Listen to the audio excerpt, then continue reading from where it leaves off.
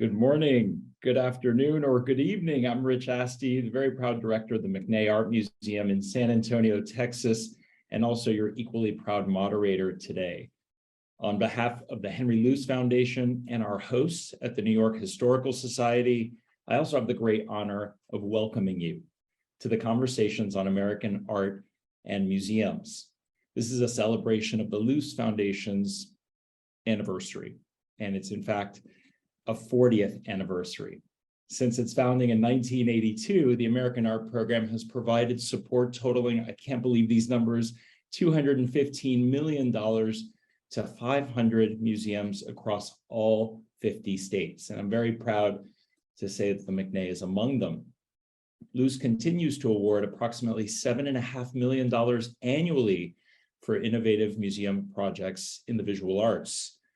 And through this work, Luce seeks to advance the role of visual arts in an open and equitable conversation, and the potential for museums to serve as public forums for art-centered conversations that celebrate creativity, explore difference, and seek common ground.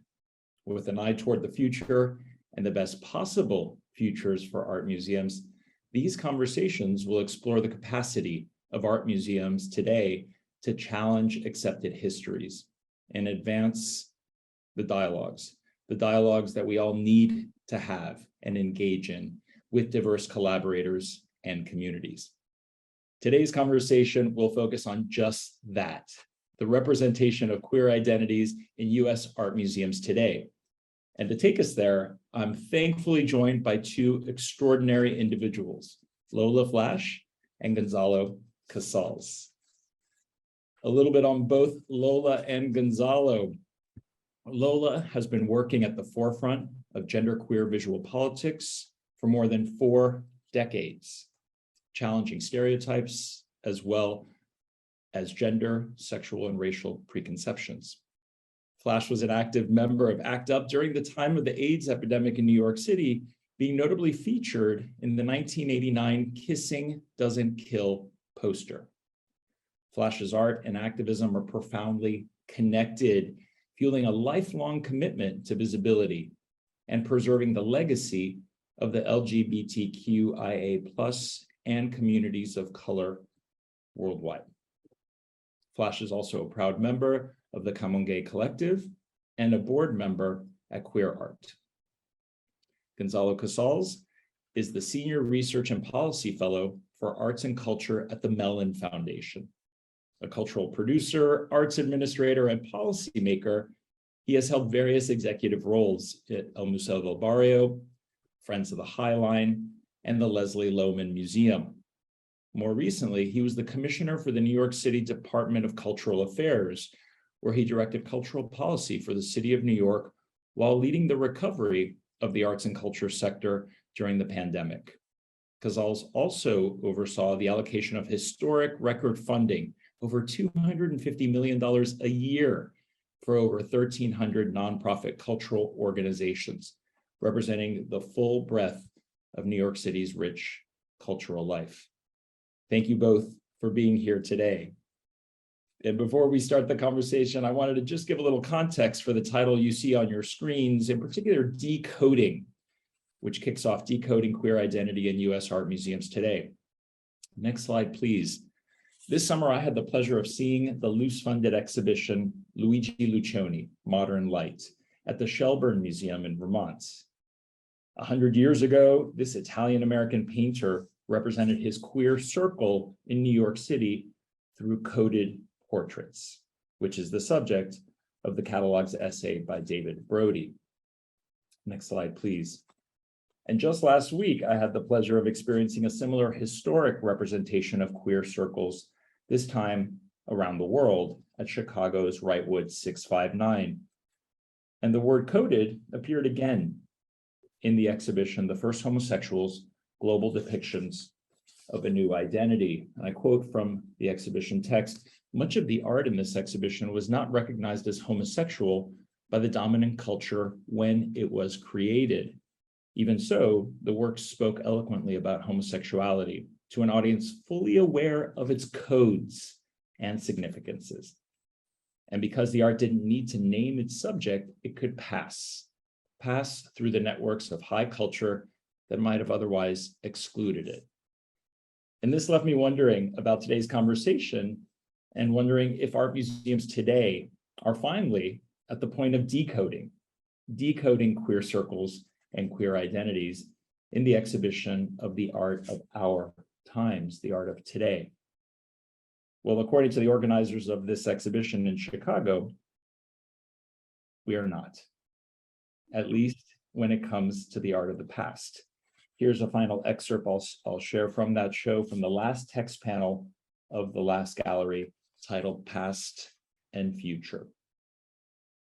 The refusal by the dominant culture to allow homosexual history into public institutions continues even today, with art museums among the chief deniers of sexual difference among a large swath of their audience. Well, next slide, please. I'm happy to share that in 2019, with support from Luce and the Ford Foundation, the McNay did not deny the sexual differences of the artists featured in Trans-American Gender, Identity, Appearance Today. In fact, it was quite the opposite.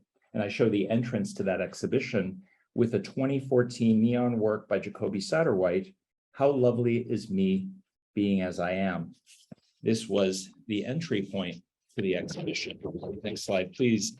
And briefly, I want to take you in there through this video, and you'll see that the themes as the video starts to play really focused on home and community, authentic body, conversations with myself, agents of change, happiness, and celebration and reflection.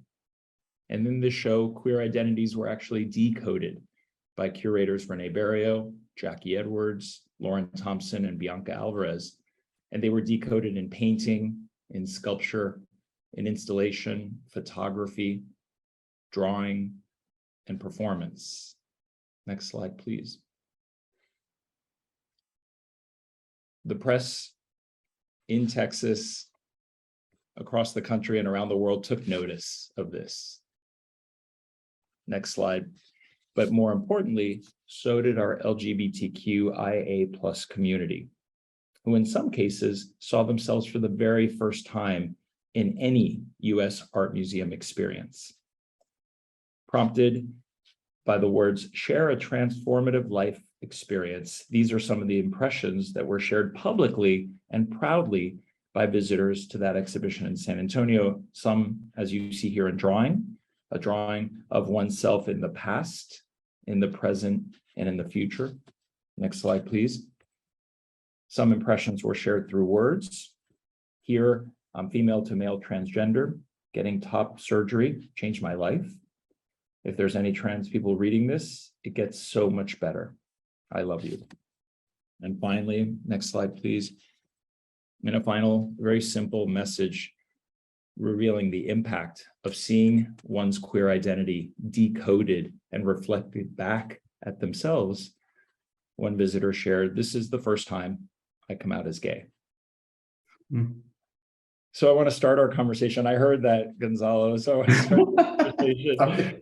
It's just so moving. I want to start by asking both of you, beginning with you, Lola, when you saw your queer identity proudly on view and the impact of that moment. Okay. Rich, thanks for having me. And also thanks to the New York Historical Society. I've been waiting for this day. Next slide, please. And also those of you who are out there, I know many people who often come to my talks. I appreciate you coming each and every time. So yeah, this question was really powerful to me because, to be honest with you, I really never saw myself until I literally saw myself here in this photograph by Della Grace Volcano. As you can see, it was from 10 years ago at the Leslie Lohman Museum here in New York. This is a picture with me and a young man named Zach. When I first moved to London, Dell was one of the other photographers there, lesbian photographers at the time, and they asked me if I would be photographed by them.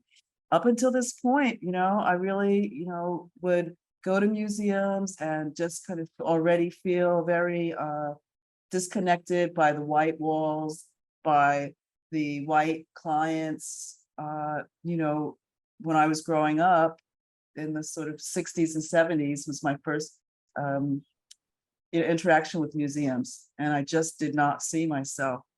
As I started getting older, I would see images of white men who were gay, Black men who were gay, and also artists who I don't want to name because it's not about naming and shaming folks, but there are a lot of queer guys who work has been seen in museums for decades.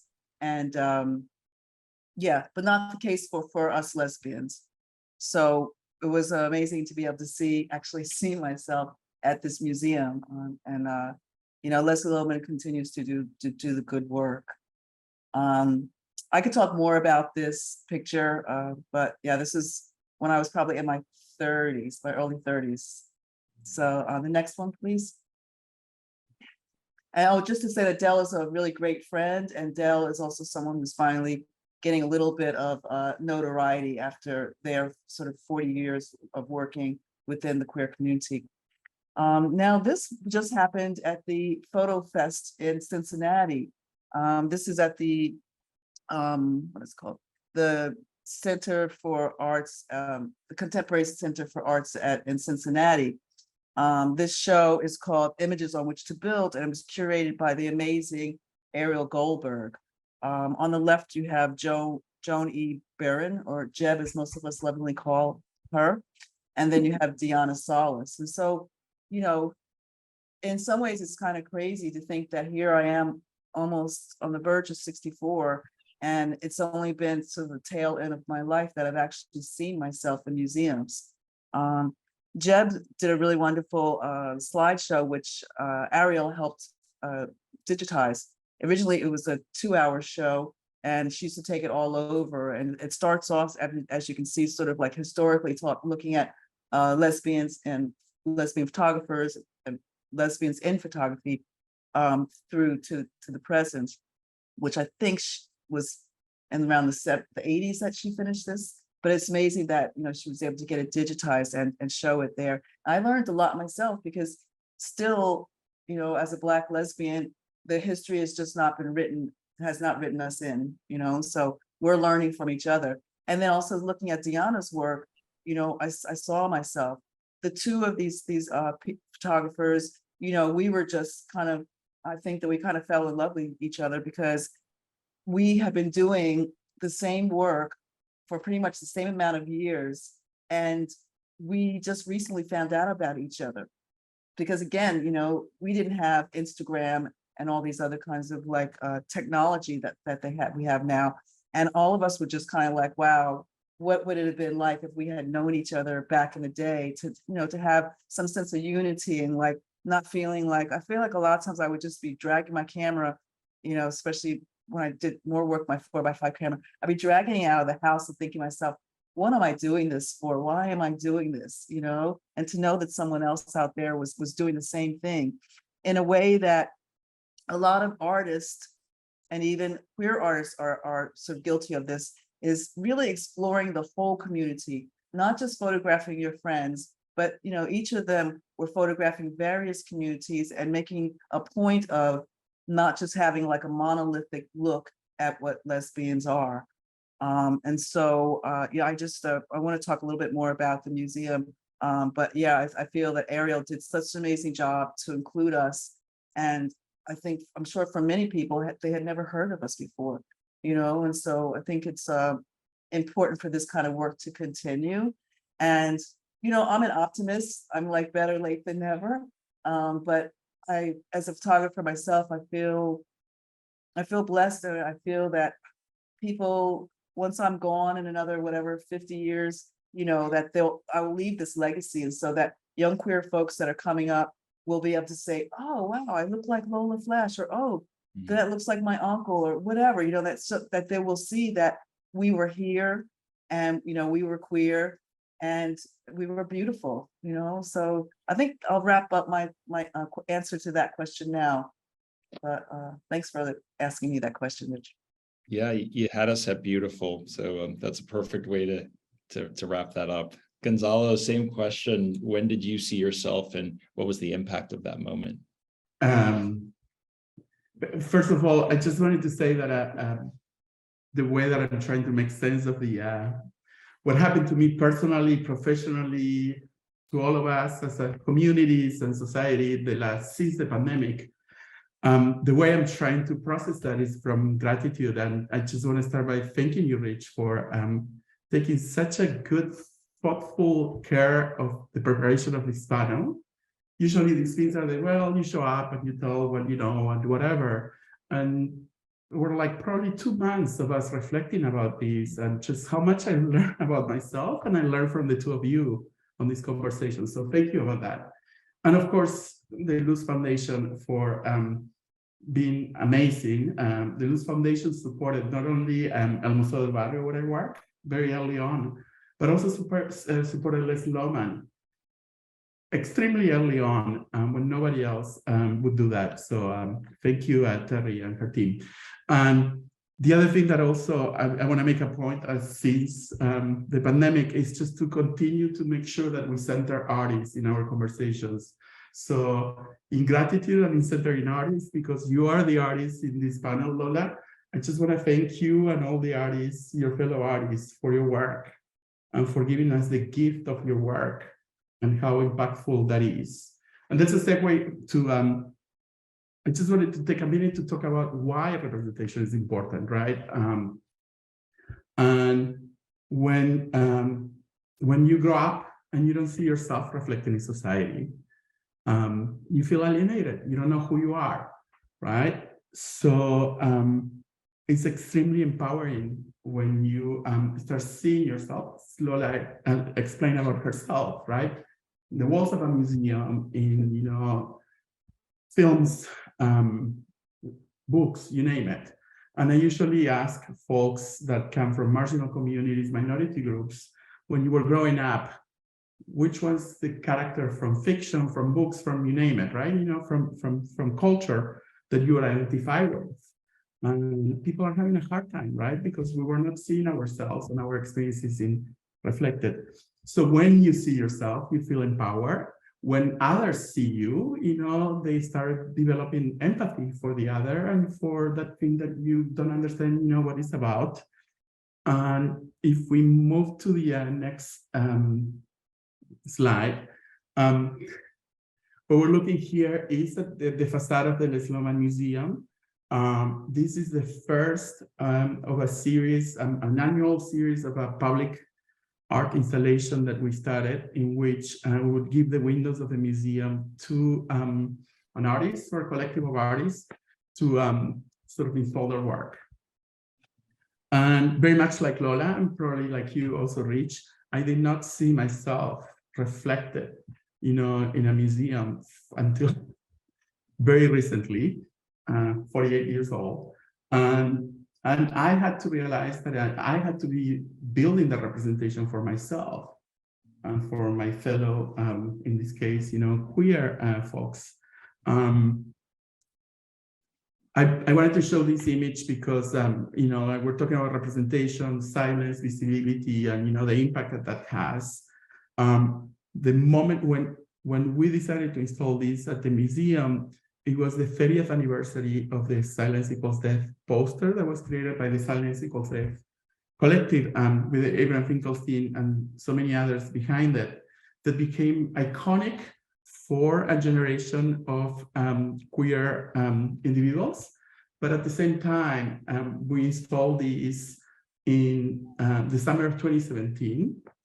And one of the reasons that sort of pushed me to think about installing something like this was that the minute the election in 2016 gave us the president that we had, I started seeing a lot of young queer folks using the Silence Equals Death iconography, not necessarily to talk about, the way that our communities were completely denied and dismissed during the AIDS pandemic, but just to talk about the rights, civil rights, social justice that was affecting different communities within the LGBT community.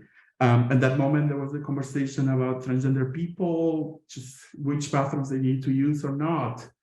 And I felt that it was unifying because it was connecting everybody in the community. At the same time, such a powerful message that could mean different things to different people with different experiences. When I said that I have to create representation myself, it not only started when I was at the Lola Museum, it actually started when I first came to New York 20 years ago, landed in Jackson Heights, Queens, the second largest concentration of gay men in the city historically. And with a friend of mine, we realized that the gay men living in Jackson Heights, in addition to being gay, they were immigrants recently arrived, and many of them did not have the resources or the knowledge to come to the city and connect with other people. So the only options they had to connect with other fellow gay men was the bar scene. So we decided to create a film series, a monthly film series that would show LGBTQ films, content or created, as a way to organize a community and then not only provide that sense of empowerment, that sense of empathy, but also build social capital. As Lola was saying, right, I wish I would have met these folks 20 years ago, 30 years ago, right? Just give opportunities to folks to come together around a cultural expression that is empowering. So that's why I think, representation is extremely important. At the same time, I just want to make sure that we don't stop there, that yes, we need to have the representation, but at the same time, allowing folks to have the agency to create and participate in their own culture, allowing, sort of removing the gatekeepers, and also bring, not only queer folks, but anybody belonging to minority groups or marginal groups, right? Allow them to be part of the decision-making of what a cultural organization is, because that only can make it richer and more diverse, the output. And I'm going to leave it at that. Yeah, I'm hearing your almost call to action for us as an industry to do more, Gonzalo, and it's almost building on the Rightwood 659 text panel, calling out our industry for continuing to deny the sexual differences, even with our progress. So we're going to get to that at the end of the conversation, what more we can do and recommend to our colleagues, especially at art museums who are on this call, to be better and represent more fully. You mentioned not seeing yourselves. You both did until relatively recently, and that's frankly very heartbreaking to hear. I'm right there with you, and I will say that I did see myself and my queer identity represented through codes. So it was something instinctual where I felt that, yes, I think I'm being represented. I think I'm seeing myself here. There's something stirring inside, but it was also coupled with the message of yes and hide. Yes, and continue to hide. So the example that we have on the screen here and the two Lola that you cited was the opposite. It's that decoding moment that I think resonates on yet another level for us when we authentically see our full selves represented at institutions. And Richard, if you allow me 1 second, there are two things that are important. One is if you never saw yourself reflected, how do you know that it's you once you start being reflected, right? And in particularly for the queer community, because I always said that no matter who you are, it always your parents and your grandparents and your ancestors are the ones that bring you to your culture and tell you who you are. No matter how supportive your parents are, when you're queer, you're left to your own, right? To figure it out. So it's even more important to provide those mirrors through, society and for culture, for us to make sense of who we are. And I think museums have a role to play here. I would argue a responsibility to step in and build on what our parents could or should do for us. And that's my next question. Lola, if you can kick off, since this is a conversation about the capacity of art museums to have these public forum conversations. Can you cite a few examples of US museums that are getting it right and really celebrating our sexual differences today? Yes, I just wanted to say, to show my shirt, because it's an extension of ACT UP and some of the amazing artwork that happened around the time of the AIDS pandemic here in New York. And of course, it spread to, around the world. The activism did, and the disease. And I know that being an activist was definitely embedded in everything I do. So yeah, so thanks to ACT UP and all the activists out there. All right, so next slide, please.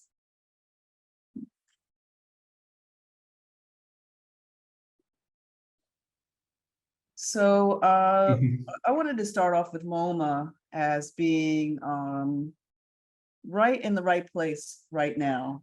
I feel that sadly, because of the death of Mr. Floyd, it just put a shock through the whole world and made people wake up, and it's sad that he had to become a martyr for people to sort of find empathy for all of us.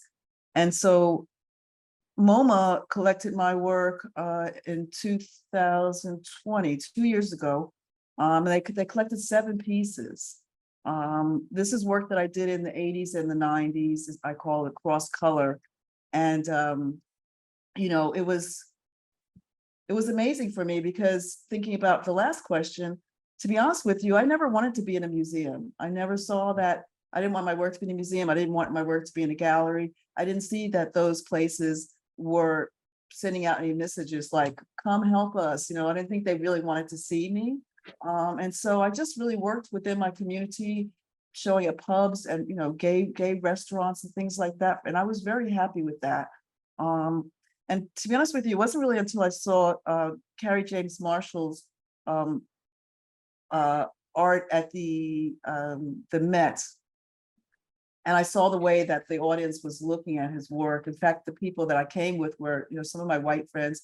And we found one of the girls and she was actually crying in front of one of the paintings. And so it made me think, okay, and that with also that, the sort of sense that there are a lot of people that want change to happen made me want to be in museums. And so I just started reaching out to museums and I just was like, when is my studio visit? And luckily Clement Chareau, who was just recently at that time, he was the new photography curator, reached out to me and set up a studio visit. And he decided on these pictures, which have been living under my bed, if you believe it or not, for 40 years. In fact, I had kind of forgot about this style because no one seemed to really like it. And even in ACT UP, none of this work was displayed. I think that there are a lot of reasons why, and I don't really want to tear down ACT UP, I want to keep them up. But, there's racism everywhere. There's patriarchal hierarchy that affects Black lesbians. And so that's probably another talk. But at the end of the day, I just really very pleased that Clement saw me and that he decided to choose 7 of my works. And I think that going forward, again, thinking about the conversations, that museums need to collect art, especially from my point of view, Black lesbians' work. You just don't see it. Before I do a talk, I always I do a Google image search of lesbians.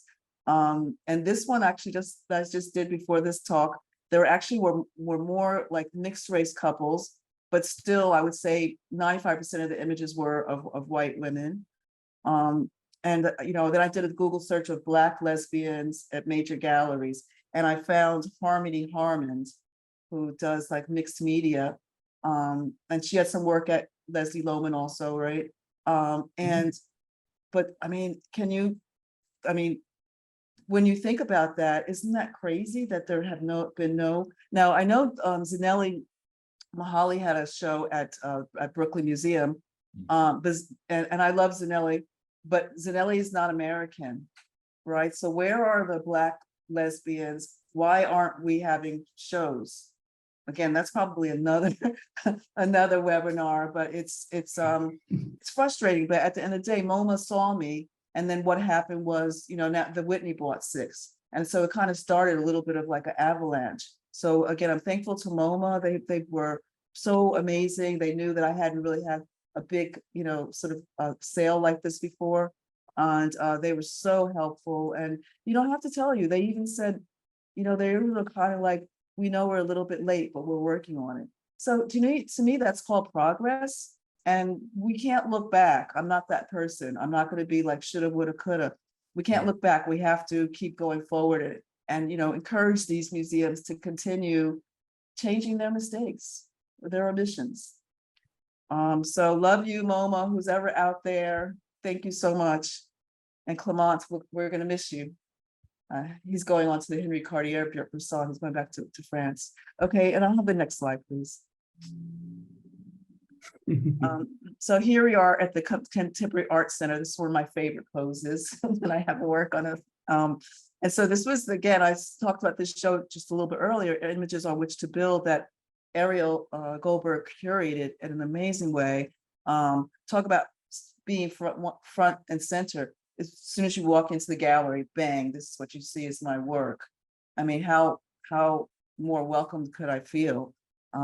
Again, the photo focus, I don't know if anyone has gone to that, but it's an amazing experience. So much great artwork and photography all over the city.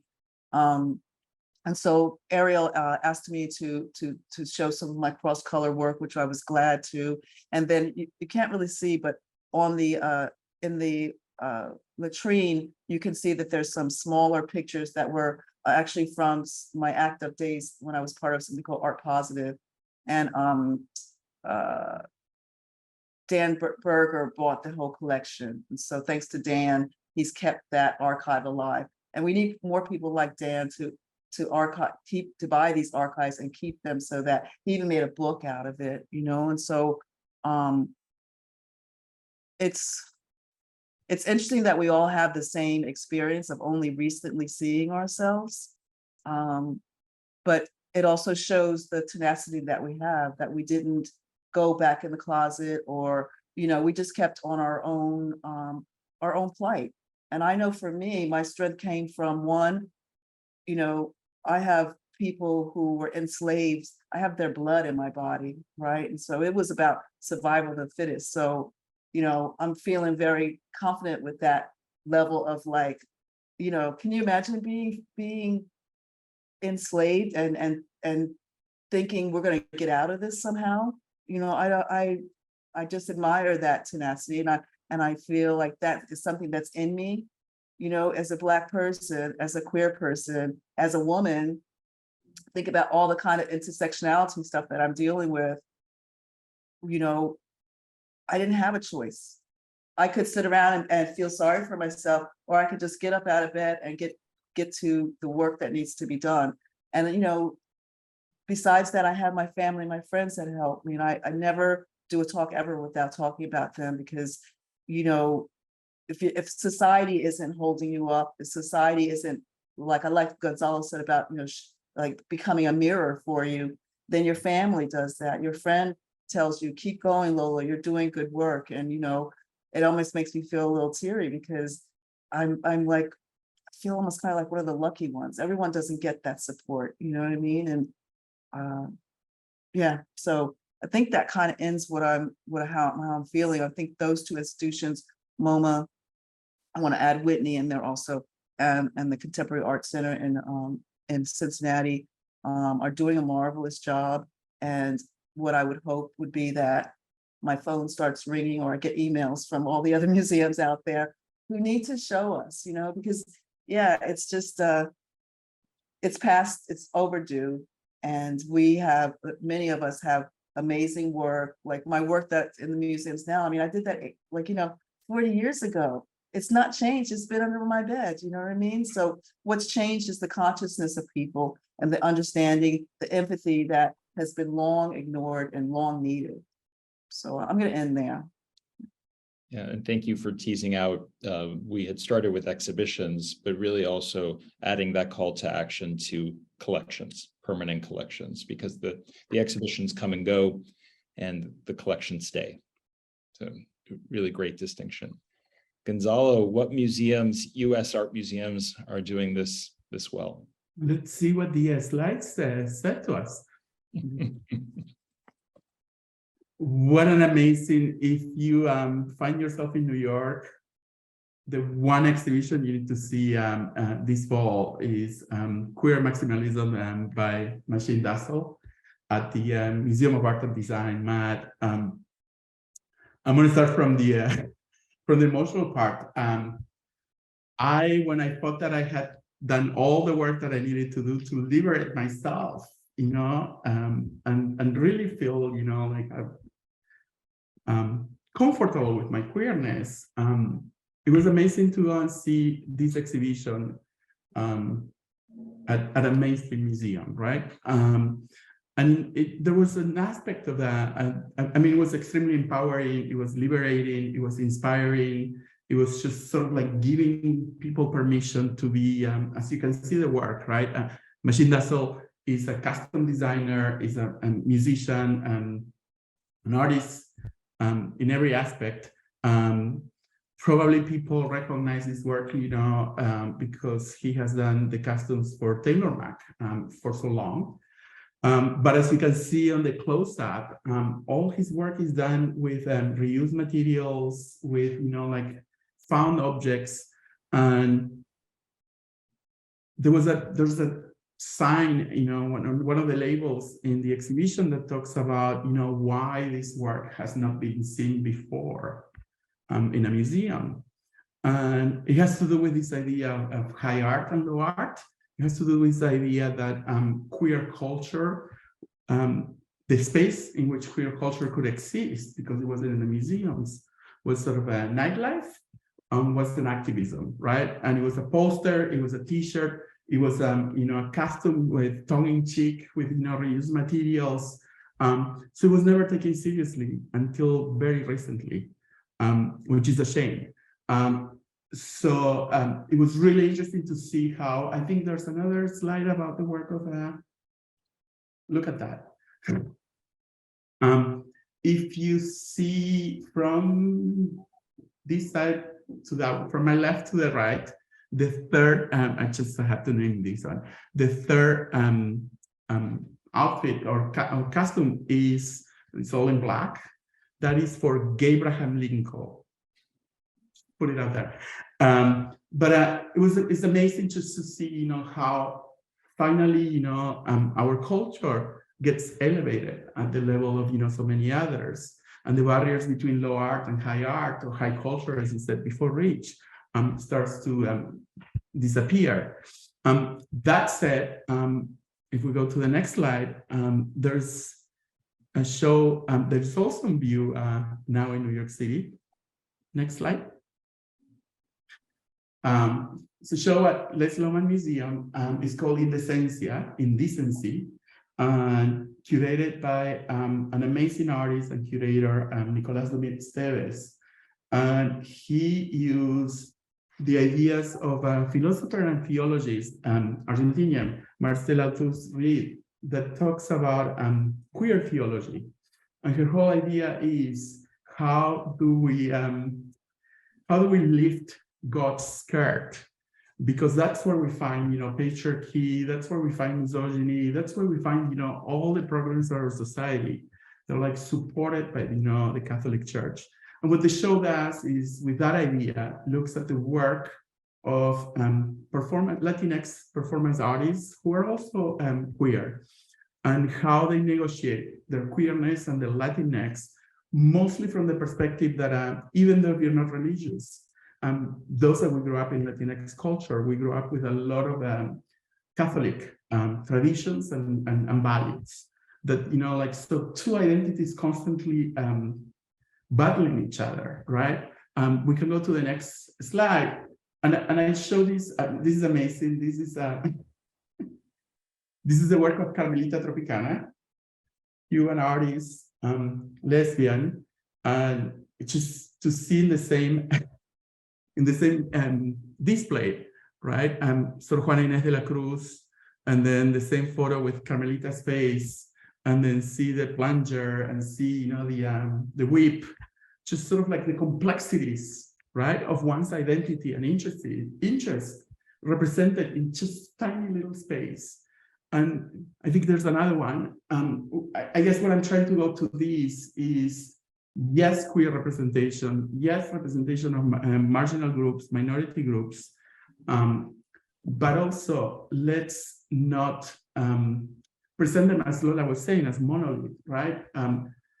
When I first started with Loma, we presented an anthology of poetry that was edited by two amazing poets who are queer and African American. And when they introduced the anthology, they said, until we're not able to bring our full selves into every space that we go, we're not going to have a revolution. And by full selves is until we're not forced to really choose which identity are we presenting or not. When we enter spaces, we're not going to be able to be our full selves. So I think, like museums that are doing it right, Les Loma Museum, understanding, right, that these artists are not only queer, but they also have these ideas, these ethnic and racial, experiences that inform their work. I think there's another slide. This is the work, and it's very interesting. This is the work of Ivan Monforte, who was really interested on the figure of the Muxes. The Muxes are very specific, in a very specific area of Mexico, a community, indigenous community, that continues to have this idea of a third gender that is not transsexual or anything like that. It's just, what natives call third, the third spirit, right? And Ivan realized that this very similar situation is happening in Samoa. So he spent a year living in Samoa, connecting, with a different culture from his, as a Mexican person, but through that sort of similarity in terms of the approach to this idea of third spirit. So multiple layers of significance, of experiences, of identities, that's what makes us unique. So as museums approach our work, really do it, from that perspective of, multidimensional identities. You both touched on these multiple layers. Lola, you used intersectionality and the challenges of navigating many different identities. And Gonzalo, you went deeper there with what happens when identities are at odds with each other. And you talked about the identity of faith, Catholicism, and queer identity. And you use the expression when they battle each other. I almost see a topic for another day here too, another conversation, because this is not a monolithic challenge for us. We are complex human beings, but today we're focusing on just one of our many identities that we carry with us, our queer identity. And for this final question, because we have just about 15 minutes left, I want to ask you both if you could suggest one thing our colleagues at U.S. art museums today could do, just one thing to advance the representation of queer identities or decoding queer identities, past or present, and celebrating those differences. What would that be? Do I go first, Gonzalo? Yeah, okay. Well, I just wanted to think, I was just thinking about coding and just the fact that thinking about code switching, and the fact that for me, as a young Black kid, I learned early on how to code switch. Of course, that's not what it was called back then, but like you'd go out and your mom would just look at you. My mom would just look at me, and I knew, like, okay, straighten up, you know what I mean? Like, well, gaily forward, but just don't act up, basically, you know what I mean? And just in different places where you were supposed to be a certain thing. And I think that it's just kind of like a natural progression, especially for, I know you guys are a little bit younger than me, but especially for like our generation, it's just like you instantly know, okay, I can remember like putting lipstick on for like an interview sometimes, or growing my hair out for interviews and things like that. You know what I mean? Just like how code switching is just sort of part of our culture, and you don't even know you're doing it. Anyway, so what can they do? Well, I think that museums can, and I'm just a hopeless optimist, and I see what's happening in museums that they are hiring more folks of color other than just the security guards. And I don't mind, put down security guards. And every time I go to a museum, I always speak to them. Many of them are artists and, know a lot about the art that's there. And because so many people pass them by, and I see myself in them, I always speak to them.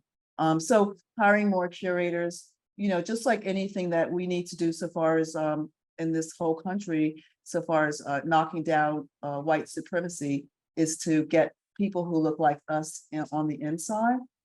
I think that would be a really, that kind of thing needs to continue, because those are the people who know people like me, for instance, and who know they have a different history, right? They've read different history books. They have oral histories that they learn from, and that's how more artists like myself will become part of the conversation within U.S. museums.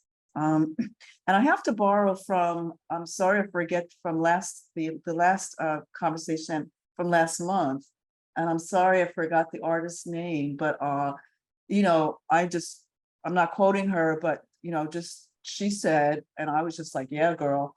She said, just museums do not need to buy any more white cis male artwork. And I was just like, yeah, right. We need to, if you think about all the collections, if anyone out there has thought about all the museums you've gone to, and if you like have one hand that you can think of all the white artists that you've seen, particularly straight white men, and you put your other hand up and think about all the other people who look like me, I'm sure this hand will stay. This hand's going to drop, right? It's just that in order to make some kind of like, even this kind of discrepancy, I think that museums need to continue to collect work by artists, and I guess just simply put, artists who aren't in their collection, right? They need to look, do more research, and make it so that there's some kind of, I don't know when, I know in my life there won't be equality within the museums, but some sense of equity, like, okay, we're doing this work, we just collected, and like I said before, not just one picture, like that doesn't sustain an artist, right? Especially an artist like myself, who has been working for 40 or 50 years. And, most of the time I was a teacher, and as everyone knows, a teacher you can barely pay your bill when you're a teacher, especially in New York City. I don't know why I'm laughing, because it's not really funny, but at the end of the day, buy a lot of the work is what I would think, so making a sustainable acquisition that will not only help your museum come alive and be more representative of the world outside, but also help that artist who has been struggling all their lives. I think that's it.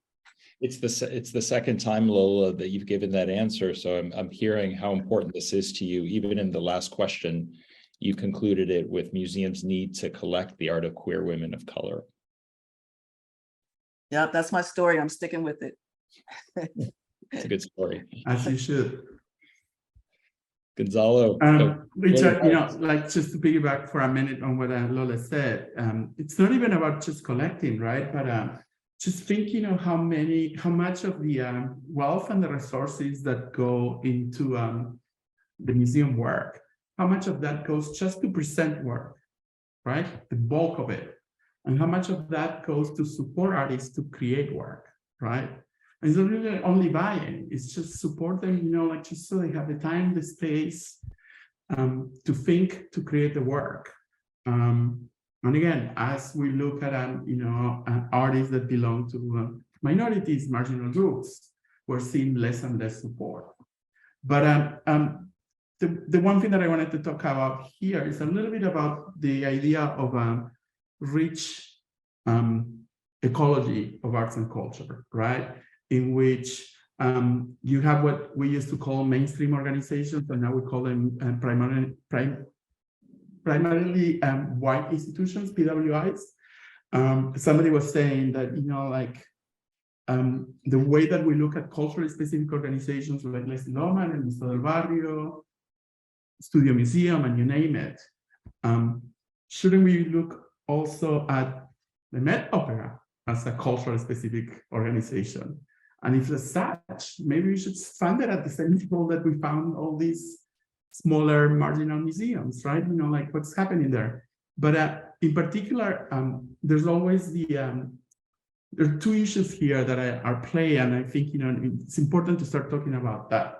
One is the idea that there's only one LGBTQ museum and there cannot be another one. For years, private philanthropy decided that Alban Ailey was going to be the African American dance company, and didn't give way for Howland the dance theater of Howland, right? It's almost like you get one and that's it. When mainstream or white culture, they have so many. And then the idea that well, these culturally specific museums are ghettoized in the audience, right? You shouldn't show there because they're going to only look at you as a Black or as a. And is it really these culturally specific museums that are ghettoized in them, or is it mainstream? They're not allowing them to be presented there. The ones that are just sort of pushing out into the margins. And in doing this work and in presenting this work, understanding again the nuance, understanding the voices, and understanding who is providing interpretation for that work. It was interesting to see in the last Whitney Biennial, a lot of critics completely missed the point of the work of so many African American artists, and they were not prepared to talk about that work, right? And the same happens with Latinx, with queer. So how do we not only open up because we need to diversify? Is again, who is going to tell our stories? And in which way we're going to tell them. Yeah, good point. And you mentioned that the critics weren't prepared to properly respond to those works at the biennial. That is something that museums can help with, is to share more of the information and communicate. And Rich, the problem is that not only they were not prepared, is that they have the self-awareness that they were not prepared, right? So they were just criticizing the work without really understanding what they were looking at. So that's a really good distinction. Thank you for clarifying that for me. What is something that we can do as an industry to help them with this self-awareness, or as you say, lack of self-awareness? In so many ways, starts with how many programs are in schools across the country in which you can study queer arts and culture, Latinx arts and culture, right? We need to start opening up these platforms so we can create the professionals. First of all, there's a lot of professionals out there that they know this work, that they should be given the opportunity, but at the same time, continue to create the platforms for these to become so much more open and, going back to the beginning of our conversation, and represented. But Gonzalo, that's a great point. And every time I meet a student, I always ask them, how many Black teachers do you have? And it's the same thing. Like when I think about these kinds of ideas, I think about the Guerrilla Girls, and I know that they're still around. They actually had a show recently, but they used to have just such great information, statistics about how many white teachers there are, how many Black teachers there are. And, you know, as I figure, it's that those rates are still the same. We still have a lot of institutions that don't have Black or queer teachers. And so, yes, I'm not saying that only Black and queer teachers can teach that kind of curriculum, but we still need those people in place also, right? We need to, I mean, I didn't have any Black teachers in any of my schooling.